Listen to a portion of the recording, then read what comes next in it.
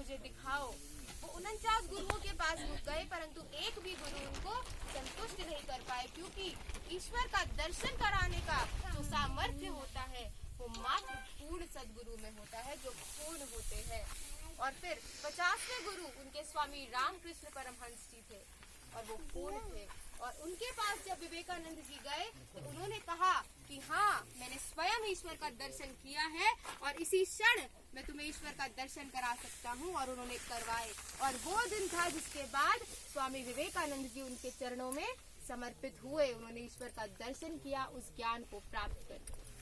तो इसीलिए ईश्वर सभी के भीतर है, आत्मा सभी के भीतर है, परंतु उसको जागृत करने के लिए पूर्ण सदगुरु की आवश्यकता होती है। और वही सदगुरु हमारे जीवन का जो लक्ष्य है उससे हमें पुनः जोड़ते हैं, जिससे हम टूट चुके हैं।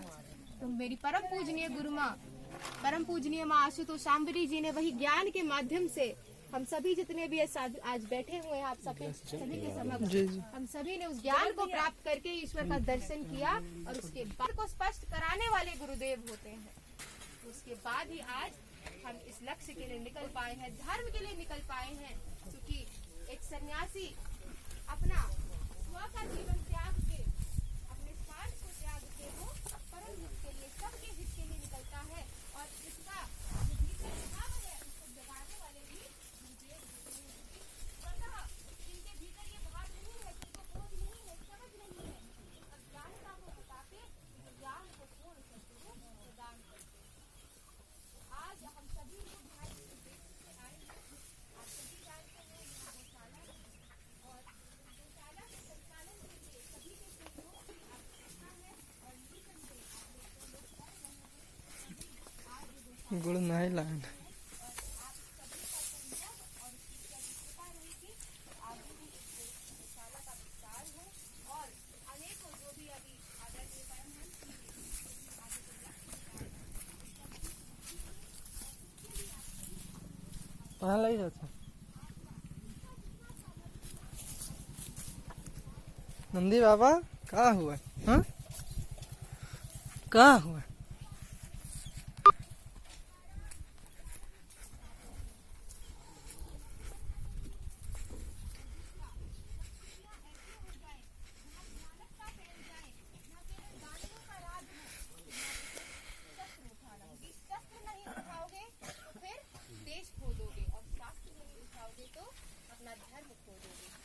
दोनों आवश्यक है। और आप सभी लोग इस चीज को समझते हुए अपना अपना सेवा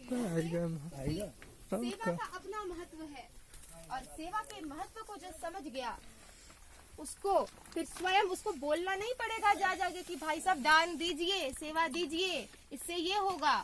क्योंकि जिसको महत्व समझ आ गया उसको फिर जा जाके कहना नहीं पड़ता है कि आप सेवा करिए। वो मौके ढूंढता है कि मेरी कहाँ सेवा लग पाए। हे प्रभु, प्रार्थना करता है पल पल कि मुझ पे कृपा करे कि मैं सेवा कर पाऊँ, कि मुझ पे भी कृपा करो, मेरी भी सेवा लो। क्योंकि प्रभु कहते हैं, एक भजन में बहुत सुंदर लाइन आती है कि मुझ जैसे तो प्रभु आपको बहुत है, पर आप जैसा कोई नहीं प्रभु। तो इसीलिए सेवा करने वालों की कमी नहीं है, सेवा करने वाले बहुत है इस दुनिया में। ईश्वर जब चाहे जिससे चाहे सेवा करवा लेगा, परंतु ये हमारी मूर्खता है कि उस सेवा का हम लाभ नहीं उठा पा रहे और आगे बढ़ के हम सेवा नहीं कर रहे हैं। तो उस सेवा का लाभ उठाना ये हमारा धर्म है, ये हमारा फर्ज है, और इसको हर एक व्यक्ति को समझना पड़ेगा। अब यहाँ पता चला कि जो मुस्लिम वर्ग है वो बहुत अच्छे से आगे बढ़ के वो सहयोग कर रहे हैं, क्योंकि यहाँ समझना पड़ेगा कि हिंदुओं का वैर मुस्लिमों से नहीं है, वैर अधर्म से है। अधर्म चाहे कोई करे, चाहे हिंदू हो चाहे मुस्लिम हो, वो दोषी है, वो पापी है, उसका विरोध होगा निसंदेह। तो यहाँ हिंदू मुस्लिम की बात नहीं है, बात है गलत मानसिकता की। अगर आप गलत कर्म कर रहे हैं तो फिर हिंदू भी उतना ही दोषी है जितना मुस्लिम है। परंतु यहाँ बहुत अच्छा संदेश मिला कि मुस्लिम भाई भी पूर्णतः अपना सहयोग कर रहे हैं। इससे स्पष्ट होती है ये चीज कि समस्या मुस्लिम जाति में समस्या नहीं है, समस्या मानसिकता में है। तो जरूरत मानसिकता को बदलने की है, बाकी चीजें तो स्वतः बदल जाए। आज सभी के समक्ष हम लोग आए हैं। आप सभी का जो सहयोग है, सेवा भाव है, प्रेम भाव है, देख के बहुत अच्छा लगा, और उम्मीद करते हैं ये